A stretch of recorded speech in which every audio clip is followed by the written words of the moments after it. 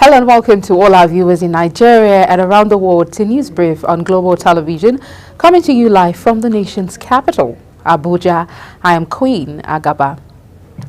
The General Secretary of the Lagos State Chapter Nigerian Institute of Quantity Surveyors, Folusho Ogunrinde, has criticized the federal government's refusal to compensate landowners without buildings who were displaced by the Lagos-Calabar Coastal Highway project.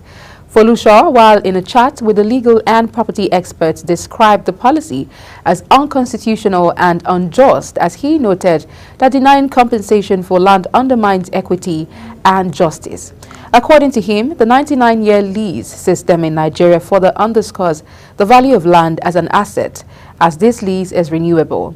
He further stressed that if governments require compensation for the renewal of a lease, or when public use necessitates land acquisition, individuals and private owners deserve similar recognition and compensation for their land when expropriated. The Managing Director, Chief Executive of the Federal Airport Authority of Nigeria, FAN, Olubunmi Kuku, has said that 80% of emissions from the Murtala Mohammed International Airport emanated from electricity consumption. Olubunmi Kuku stated this during a stakeholder engagement on carbon emission management, which brought together stakeholders in aviation, including airline operators, fuel suppliers, and by Courtney Aviation Service Limited, among others. Represented by the Director of Special Duty, Henry Agbebire, the MD emphasized that aviation industry is highly sensitive to bad weather and climate change, noting that aviation business was at risk without stakeholders taking collaborative efforts on carbon emissions. In business, the Nigerian Midstream Downstream Petroleum Regulatory Authority is set to review issues on wholesale gas supply operations.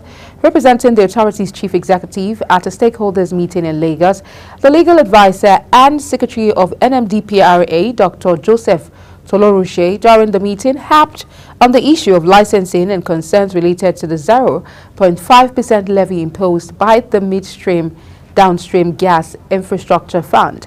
According to him, the meeting was held to address issues and concerns raised during the first phase of the NMDPRA sensitization program in Abuja, with the aim to reach an alignment that would enable the effective implementation of the wholesale supply operations.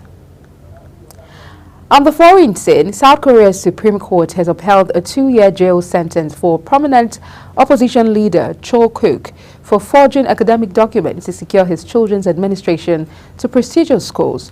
Cho has been at the forefront of efforts to impeach President Yoon Suk-yeol in the wake of his short-lived imposition of martial law last week, which plunged democratic South Korea into political chaos.